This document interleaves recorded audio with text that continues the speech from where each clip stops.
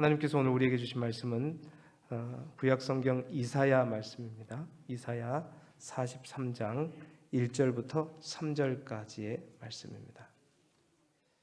이사야 43장 1절부터 3절까지의 말씀, 구약성경 1019쪽에 있는 말씀입니다. 기록된 말씀을 제가 봉독하도록 하겠습니다. 못 찾으신 분들은 화면을 참조해 주시기 바랍니다. 이사야 43장 1절부터 3절까지의 말씀입니다.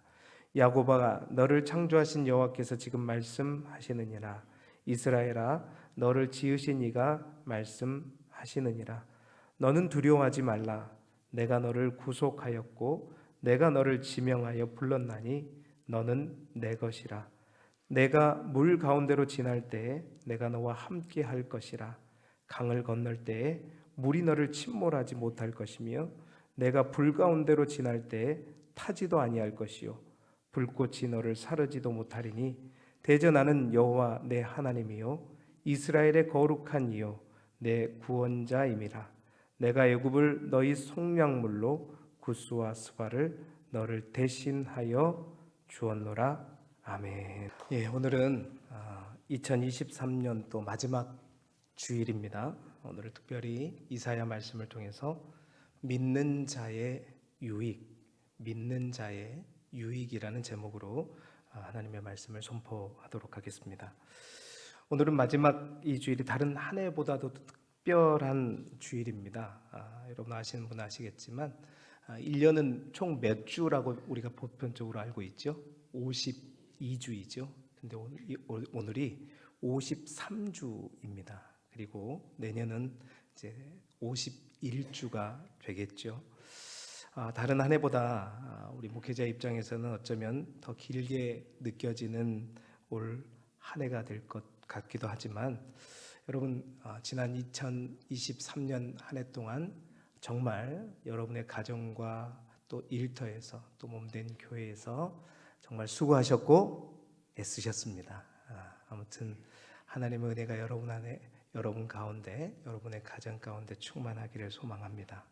한 해를 돌이켜 보게 되면 기쁜 일도 또 보람된 일도 있었죠. 그러나 정말 힘든 일도 또 어렵고 고통스러운 일들 또한 많이 있었습니다. 기쁘고 행복한 일들은 더할 나위 없겠지만 어렵고 힘든 일로 큰 고통을 겪었던 일들 또한 우리 모두에게 아마 있었을 것입니다. 오늘은 고통과 고난에 대해서 연결시켜서 여러분과 함께 말씀을 나누고자 하는데요. 여러분, 고통, 고난, 사실은 우리 모두가 만나고 싶지 않는 주제이고 또 가능한 한 2023년에는 힘들고 어려웠을지라도 2024년 한 해에는 그런 고통과 고난이 우리의 가정과 우리의 삶 가운데, 우리 교회 가운데 좀 멀리 떨어졌으면 좋겠다, 그렇게 많이 생각할 줄 믿습니다. 사실 지난 한 주간 새벽 예배를 통해서 이 고통의 문제에 대해서 깊이 나누어 보았습니다. 우리가 만나는 고통에 대해서, 우리가 만나는 고통들이 다 똑같은 고통처럼 여겨지지만 그 고통의 원인들을 좀 분석해 보았거든요. 궁극적인 원인과 직접적인 원인이 무엇인가? 특별히 우리가 고통의 직접적인 원인들에 대해서 8가지로 함께 살펴보았습니다.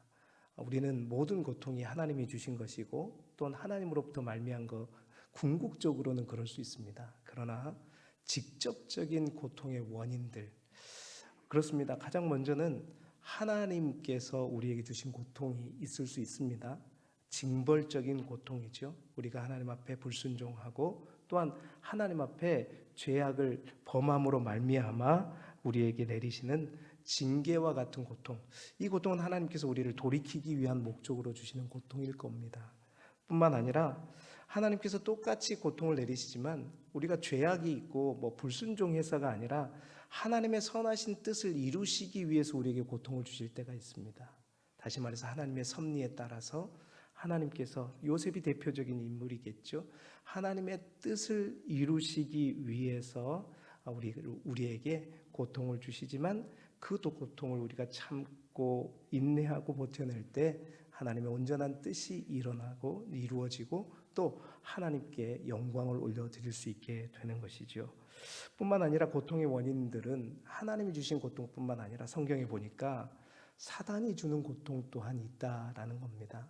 그러니까 모든 고통이 다 하나님으로부터 오는 것이 아니라 직접적인 원인이 사단으로부터 말미암는, 그래서 그 고통을 통해서 그 가정을 무너뜨리고 몸된 교회를 무너뜨리고자 하는 그런 사단의 계획에 따라서 되어지는 고통 또한 있지요.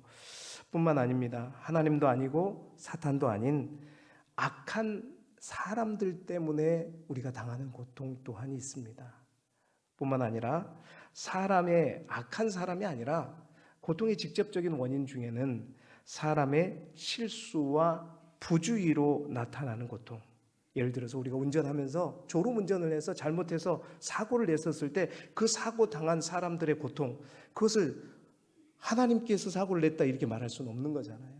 우리의 부주의로 사람의 잘못으로 인해서 생긴 고통이, 그것을 우리는 다 자꾸 뭘로 얘기하냐면 하나님께서 벌을 내리시는 것이다. 이건 잘못됐다라는 것입니다.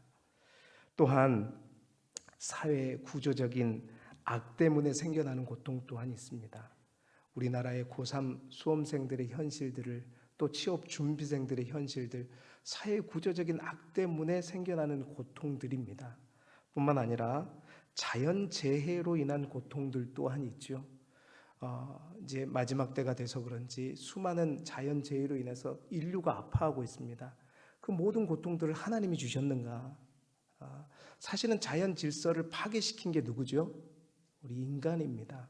그러니까 그 자연재해로 인한 고통을 하나님께서 벌을 주셨다, 하나님께서 저 민족을 처단하신다, 이렇게 몰아붙여서는 안 된다라는 사실이죠. 또 심지어는 여러분 성경에서조차 표현하기를 애매한 고통이 있습니다. 이것 때문인지 저것 때문인지 알 수 없는 고통들까지 포함해서 고통의 직접적인 원인들은 무수히 많다라는 거죠.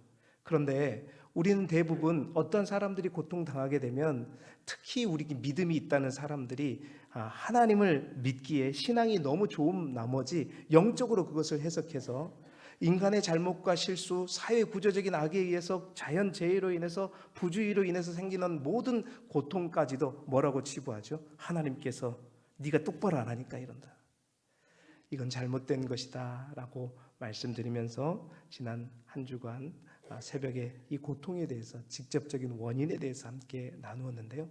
제가 그 말씀을 나누면서 제 안에 드는 고민이 그렇습니다. 이러한 고통이 믿지 않는 사람들에게만 있는 것이냐? 아니더라고요. 우리 믿는 사람들 또한 이런 고통을 피해갈 수가 없습니다. 우리 믿는 사람들 또한 방금 얘기했던 8가지의 그런 고통들을 다 만나게 됩니다. 열심히 신앙생활하면 그 고통을 비껴나갈 수 있느냐? 그 고통이 우리를 피해가는 것이냐? 아니다라는 거죠. 자, 그렇다면 믿어도 똑같다면, 오히려 하나님의 섭리에 의한 고통인 것 같으면 믿는 사람들이 오히려 고통이 더 많을 수 있죠. 그렇다면 믿음의 사람들에게 있어서 고통이라고 하는 문제는, 우리 기독교 신앙이 이 고통의 문제에 있어서는 무엇이 유익한 것인가? 이것을 마지막으로 우리 성도님들과 함께 나누어야겠다라는 마음이 들었습니다. 고통의 문제에 있어서 우리 믿는 사람들조차도 그 고통을 피할 수 없고, 그 고통은 이 땅에서 우리가 저 천국에 가기 전까지는 다 만나게 되어 있는데, 그 고통의 문제에 있어서 믿지 않는 사람들과 믿는 사람들의 근본적인 차이점은 무엇일까? 그것을 분명히 알아야겠다. 그래서 오늘은 고통 중에 믿는 자들의, 그러니까 정확한 제목은 고통 중에 믿는 자들의 유익이라는 제목입니다. 다시 말해서 고통 중에 믿는 자들만이 가질 수 있는 특권, 그것이 무엇인가? 우리가 반드시 똑같이 세상 사람들처럼 고통을 만나지만 그 고통 가운데 하나님이 주신 믿음의 유익을 가지고 그 고통을 맞서서 승리하는 우리 길쭉의 모든 성도들이 되시기를 주님의 이름으로 축원합니다. 목소리가 돌아왔죠? 아직 좀 덜 돌아왔지만 지난 금요일 날에는 아주 그냥 비참했습니다. 여러분 기도 덕분에 목소리가 오늘 아주 기적적으로 많이 돌아왔어요. 뜨거운 물을 엄청나게 마셨는데 너무너무 감사합니다. 자, 어떤 유익이 있을까? 첫 번째로는요, 고통 중에 있는 믿음이 있는 자들의 유익은 고통에도 불구하고 무너지지 않는다라는 것입니다.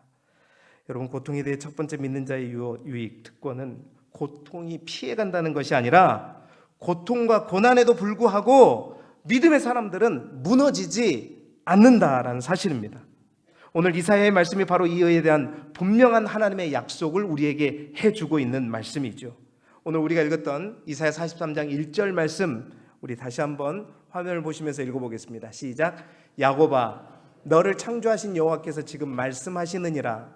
이스라엘아, 너를 지으신 이가 말씀하시느니라. 너는 두려워하지 말라. 내가 너를 구속하였고 내가 너를 지명하여 불렀나니 너는 내 것이다. 아멘. 올 한 해를 마무리하면서 여러분, 이 말씀을 꼭 여러분 마음속에 심으시길 바랍니다. 너는 두려워하지 말라. 내가 너를 구속하였고 내가 너를 지명하여 불렀나니 너는 누구 것이다? 하나님이 여러분 모두를 향하여서 너는 내 것이다 라고 말씀하십니다. 하나님께서 야곱아, 이스라엘아, 당신의 사랑하는 백성들을 부르시면서 두려워하지 말라. 너는 내 것이다. 여러분, 이 말은 무엇입니까? 너는 내 것이다는 그 말 속에는 내가 너를 책임지겠다. 내가 너를 챙기겠다. 내가 너를 끝까지 돌보겠다 라는 말이겠죠. 그러한 주님께서 그래서 이어지는 2절 말씀에 더불어 더 구체적으로 우리에게 약속해 주십니다. 2절 말씀 같이 읽어보죠. 시작. 내가 물 가운데로 지날 때에 내가 너와 함께 할 것이라. 강을 건널 때에 물이 너를 침몰하지 못할 것이며 내가 불 가운데로 지날 때에 타지도 아니할 것이요 불꽃이 너를 사르지도 못하리니. 아멘. 여러분, 이것은 하나님의 백성들이 당할 어려움, 고통들을 말하고 있는 거예요. 물 가운데, 강을 건널 때에 불 가운데 불꽃들, 이것들은 다 믿음의 백성들이 당하게 될 수많은 고통과 고난에 대해서 얘기하는 것입니다. 그 고통과 고난 속에서 하나님께서 분명히 너는 내 것이기에 내가 책임지고 분명히 약속할 수 있는 것이 있다. 그건 뭐냐? 내가 너와 함께 할 것이다. 내가 너와 함께 할 것이다. 그래서 물이 너를 침몰하지. 물 가운데, 우리의 소망은 그런 물 가운데로, 강 가운데로, 불 가운데로, 불꽃 가운데로 가지 않기를 더 원하죠. 그건 우리의 간절한 바람이지만 우리 하나님께서는 물 가운데 갈지라도 내가 너와 함께하여서, 그렇습니다, 내가 물이 너를 침몰하지 못하도록 내가 막을 것이고 불에 타지 않도록 막을 것이고 불꽃이 너를 사르지 못하도록 할 것이다. 할렐루야. 무리했는가 봅니다. 하나님의 백성만이 가는 유익이 뭐냐? 그렇습니다. 이런 고난이 우리에게 없었으면 좋겠다 하지만 하나님은 불 가운데 지나가더라도 그 불 속에 함께 하셔서 결코 그 불이 우리를 살라서 우리를 좌절과 절망으로 빠지지 않게 해주신다. 이것이 믿는 자들의 유익이다라는 뜻입니다. 이러한 하나님의 약속은 성경 곳곳에 나와 있습니다. 예레미야 선지자를 통해서도, 이사야 선지자뿐만 아니라 예레미야 선지자를 통해서도 말씀하셨어요. 예레미야 17장 8절의 말씀입니다. 같이 읽어볼까요? 시작. 그는 물가에 심어진 나무가 그 뿌리를 강변에 뻗치고 더위가 올지라도 두려워하지 아니하며 그 잎이 청청하며 가무는 해에도 걱정이 없고 결실이 그치지 아니할 같으리라. 아멘. 그렇습니다. 여호와를 의지하는 자는요, 더위가 안 오는 것이 아닙니다. 가뭄이 안 오는 것이 아닙니다. 폭풍우가 안 지나가는 것도 아닙니다. 그랬으면 좋겠지요. 그런데 성경은 그렇게 얘기하지 않습니다. 여호와를 의지하는 자에게도 더위는 옵니다. 가뭄도 옵니다. 폭풍우도 옵니다. 질병도 오고 사고도 옵니다. 그런데 중요한 것은 결코 그것 때문에 무너지지 않습니다. 그것은 믿는 자들만이 가지는 특권이요 유익이라는 거죠. 여러분 시편 23편을 봐도 여호와를 의지하는 자가 사망의 음침한 골짜기를 가지 않는 것이 아니라 사망의 음침한 골짜기를 갈지라도 뭐가요? 주의 지팡이와 막대기가 나를 안위하시나이다. 이것이 우리의 특권입니다. 여러분 제가 자주 말씀드렸죠. 요즘에 별로 말씀 안 드린 것 같은데 다니엘과 세 친구들, 여러분 그 젊은 친구들이 바벨론의 포로로 끌려가서 그 믿음을 가지고 왕의 명령 또한 거부하면서, 그렇습니다, 항상 하나님을 향해 예루살렘 안에 기도하는 그들, 정말 하나님이 살아계시다면 그 다니엘과 세 친구들 굳이 사자굴까지 들어가게 하실 필요가 있을까요? 풀무불에 던져지게 할 필요가 있을까요? 그렇게 기도하고 간절히 부르짖고 하나님을 붙들고 살았으면 사자굴에 안 들어가게 하시는 게 더 좋겠고 풀무불에 던져지지 않게 하는 게 더 하나님의 능력일 것 같은데, 우리 하나님은 그렇습니다. 사자굴을 들어갈지라도 풀무불에 던져질지라도 그 사자굴을 사자굴이 아니라 무슨 굴로? 천사의 굴로 바꿔 주시는 하나님이시고, 그 풀무불에 던져질지라도 머리털도 그을리지 않게 하시는 분이 우리 하나님이시라는 사실, 그리고 그 사실을 통해서 하나님이 진정으로 살아계심을 드러내시는 하나님. 사랑하는 성도 여러분, 그렇습니다. 우리 하나님은 고통에도 불구하고 그 고통 가운데서도 우리와 함께 하시며 우리를 좌절과 절망으로 무너지지 않게끔 함께 하시고 붙잡아 주시는 하나님인 줄 믿습니다.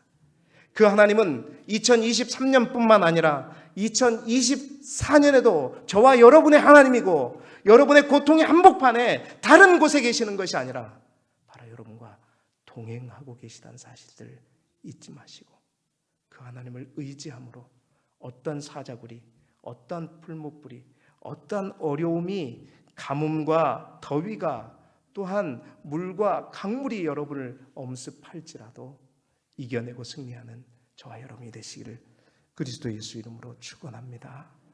두 번째, 믿는 자의 유익은 무엇일까요? 고통 중에서도 평강을 주신다라는 사실입니다. 여러분, 하나님이 그 고난 중에, 슬픔 중에 우리가 이해할 수 없는 평강을 주신다는 사실, 아마 여러분 이것은 우리가 말씀도 말씀이지만 우리의 삶의 간증으로 얘기할 수 있을 것입니다.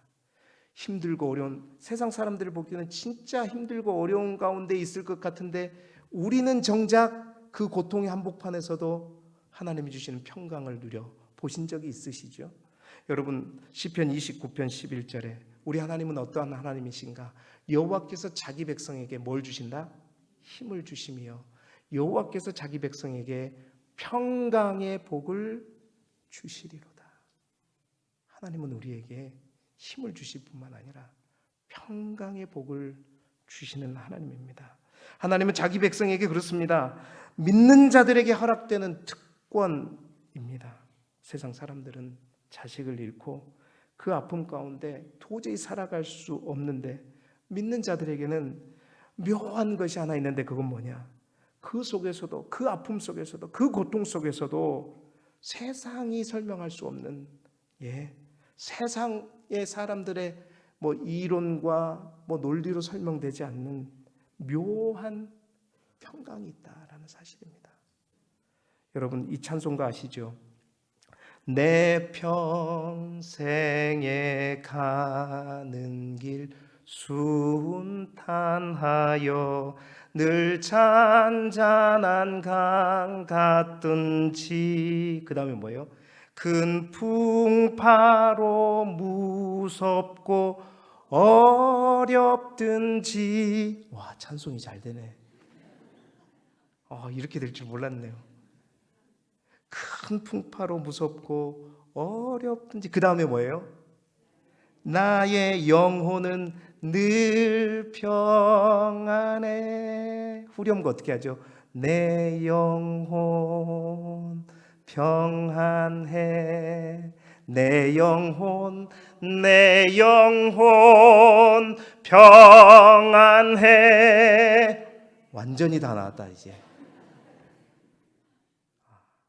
여러분 이 찬송이요, 여러분 찬송가 있으시면 한번 찾아보세요. 밑에 찬송가의 관주가 나오신 분들은 찾아보세요. 이 찬송을 누가 지었냐면 제가 보니까 스패포드라고 하는 성공한 한 법률가가 작사한 찬송이거든요. 근데 이 설명이 어떻게 나와 있냐면 해상 사고로, 그러니까 이 법률가가 1873년에 부인이 건강이 안 좋았나 봐요.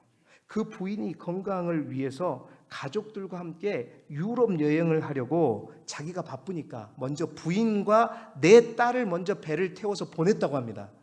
그런데 어떻게 됐을까요? 그 배가 해상 사고로 인해서 그 배가 침몰되고 네 딸이 어떻게 해요? 다 죽게 되었어요. 그리고 그 부인만 표류되다가 겨우 구조되었답니다.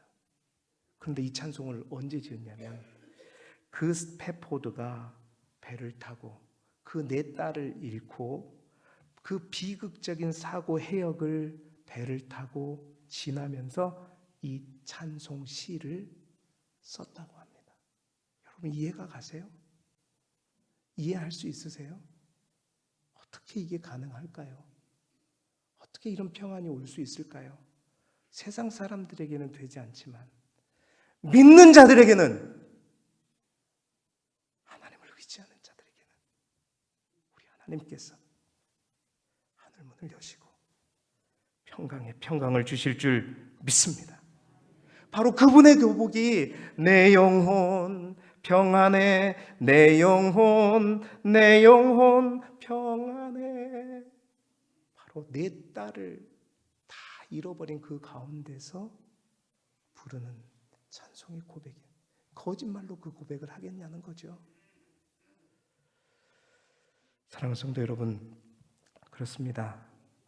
혹 여러분 큰 고통과 고난 가운데 계십니까?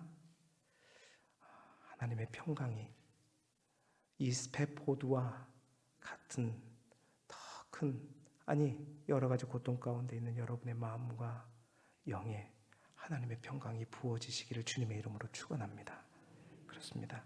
고통 중에도 평강을 주시는 것. 우리가 고통을 다 피해갈 수는 없지만 믿는 자들에게만 주어지는 유익이다. 세 번째는 뭐냐? 하나님께서 또 하나 약속하신 것은, 믿는 자들에게 고통 중에 약속하시는 것은 합력하여, 모든 것이 합력하여 선을 이루게 하신다. 할렐루야.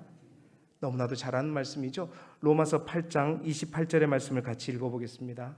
시작. 우리가 알거니와 하나님을 사랑하는 자 곧 그의 뜻대로 부르심을 입은 자들에게는 모든 것이 합력하여 선을 이루느니라. 아멘. 여러분 믿는 자들에게 있는 분명한 확신과 믿음이 있습니다. 분명 지금은 당장은 우리가 알 수 없습니다.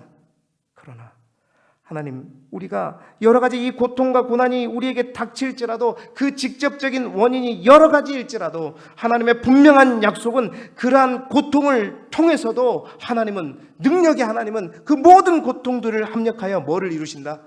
선을 이루게 하신다. 아멘. 여러분 이 말씀대로 살았던 인생이 바로 요셉의 인생이잖아요. 하나님은 요셉의 인생에 전혀 생각지 못한 고난과 고통을 주셨습니다. 바로 형제들의 시기와 질투로 인해서 요셉을 애굽에 팔리게 되었습니다. 그 애굽에서 요셉의 삶은 그야말로 파란만장한 삶을 살았습니다. 그러나 우리 하나님은 그러한 요셉의 인생을 결국은 어떻게 했냐? 모든 것을 선으로 바꿨고, 요셉이 직접 그 형들 앞에 자신을 딱 드러내면서 한 말 속에는 분명하게 볼 수가 있죠. 창세기 50장 20절 말씀입니다. 같이 읽어볼까요? 시작. 당신들은 나를 해하려 하였으나 하나님은 그것을 선으로 바꾸사 오늘과 같이 많은 백성의 생명을 구원하게 하시려 하셨나니. 아멘. 당신들은 나를 해하려 하셨으나 당신들의 악, 당신들의 잘못, 그걸로 인해서 내 인생의 고통과 고난과 슬픔과 역경들이 왔지만 하나님은 그것을 선으로 바꾸셨다는 거죠. 우리 하나님은 그런 하나님입니다. 우리가 믿음을 잃지 아니하고 하나님을 의지하고 하나님을 붙들고 살 때 반드시 우리 하나님은 그 모든 고통 중에서도 우리에게 약속하십니다. 그 고통이 변하여 선이 되게 하신다. 하나님 그런 능력이 있으신 분입니다. 고통의 직접적인 원인이 하나님이 아닐지라도 다른 많은 고통들일지라도 그 모든 것들을 다 합력해서 우리 하나님은 선한 길로 바꾸어 가시는 하나님이시다. 올 한 해도 그렇게 살아오셨겠지만 내년에도 우리가 그 고통의 문제를 피할 수는 없습니다. 그러나 이 믿음을 가지고 이 약속의 말씀을 붙들고 어떠한 경우에서도 믿음을 놓지 마시고 믿음 붙들고 하나님 붙잡고 하나님 의지하면서 고통을 돌파하시는 우리 길쭉의 모든 성도들이 되시기를 축원합니다. 마지막 네 번째로는 고통 가운데 있는 믿음의 사람들에게 주는 아주 특별한 또 하나의 마지막 유익은 분명한 소망이 있다라는 사실입니다. 여러분, 이 유익은 정말 믿음의 사람들에게만 있는 유익입니다. 계시록 21장 3절 4절 말씀을 같이 읽어보죠. 시작. 내가 들으니 보좌에서 큰 음성이 나서 이르되 보라, 하나님의 장막이 사람들과 함께 있음에 하나님이 그들과 함께 계시리니 그들은 하나님의 백성이 되고 하나님은 친히 그들과 함께 계셔서 모든 눈물을 그 눈에서 닦아주시니 다시는 사망이 없고 애통하는 것이나 혹하는 것이나 아픈 것이 다시 있지 아니하리니 처음 것들이 다 지나갔음이로라. 아멘. 여러분, 이 계시록 21장을 말씀은 우리가 이제 이 땅에서 이제 명을 다하고 하나님 나라 갔을 때 우리가 만나게 될 그 새 하늘과 새 땅에서 우리가 누리게 될 복에 대해서 말씀하고 있는 약속의 말씀입니다. 내가 하나님이 그들과 함께 계시고 하나님의 백성이 되고 친히 그들과 함께 계셔서 언제나 함께 계셔서 우리가 이 땅에서 흘렸던 모든 눈물을 그 눈에서 닦아주시고 더 이상 사망이 없고 애통하는 것이나 곡하는 것이나 아픈 것이 다시 있지 아니하리니 처음 것들이 다 지나갔습니다. 여러분, 믿음의 사람들은 이 고통, 여러분, 고통 중에 믿는 자들에게 있는 신비가 있어요. 그것은 뭐냐면 우리가 편안할 때 정말로 우리가 하나도 행복하게만 살 때는요, 우리가 천국을 사모하지 않습니다. 천국에 대한 소망이 별로 생각하지도 않아요. 왜? 여기가 천국 같으니까. 그런데 고통 가운데 있을 때에 정말 힘들고 외롭고 아프고 고통스러울 때 우리가 뭘 바라보게 돼요? 아까 거기를 바라보게 돼요. 그곳에는 하나님께서 나의 눈물을 닦아주시겠지.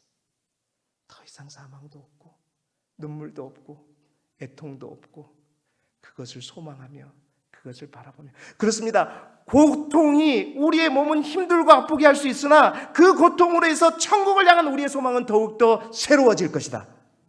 이것은 믿는 자들에게만 있는 유익인 것입니다. 그래서 사도 바울이 고린도후서 4장 16절에 이렇게 말하고 있어요. 함께 읽어보겠습니다. 시작. 그러므로 우리가 낙심하지 아니하노니 우리의 겉사람은 낡아지나 우리의 속사람은 날로 새로워지도다. 아멘. 고통이 우리의 겉사람은 낡아지게 만들 수 있습니다. 힘들고 어려워서 지치고 연약해질 수 있습니다. 그러나 그 고통 중에 그 하나님의 나라, 그 새하늘과 새 땅에 대한 천국에 대한 소망들은 여러분 진짜 큰 고통을 당해 보신 분들은 아실 거예요. 그 소망은 날로 새로워지도다. 더 커질 줄 믿습니다.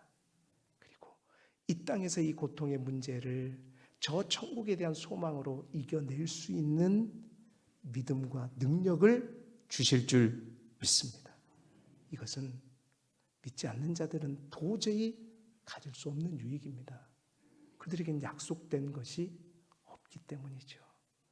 사랑하는 성도 여러분, 오늘 말씀을 마무리하면서 믿음의 사람들조차도 아무리 잘 믿고 잘 믿는 사람들조차도 세상 사람들과 똑같이 고통을 겪는다면 도대체 그리스도인들의 유익은 무엇인가? 오늘 말씀을 통해 분명한 하나님의 약속의 말씀을 붙드시길 바랍니다. 고통에도 불구하고 믿음의 사람들은 결코 무너지지 않습니다. 고통 중에서도 우리 하나님은 알 수 없는 평강을 주시는 분이십니다. 그리고 모든 고통이 우리에게 있을지라도 믿음으로 하나님을 의지하며 가는 자들에게는 합력하여 선을 이루십니다. 그리고 고통 속에서 진짜 소망으로 더욱 새로워지게 하실 것입니다. 올 한 해 여러분 어떠한 고통이 우리 가운데 있었습니까? 그 고통의 문제 오늘 말씀으로 다 지워버리시고 새로운 한 해에도 이 약속의 말씀을 붙들고 어떠한 고통이 우리 가운데 올지라도 절망하거나 좌절하지 않고 승리하는 우리 길쭉의 모든 성도들이 되시기를 그리스도 예수 이름으로 축원합니다.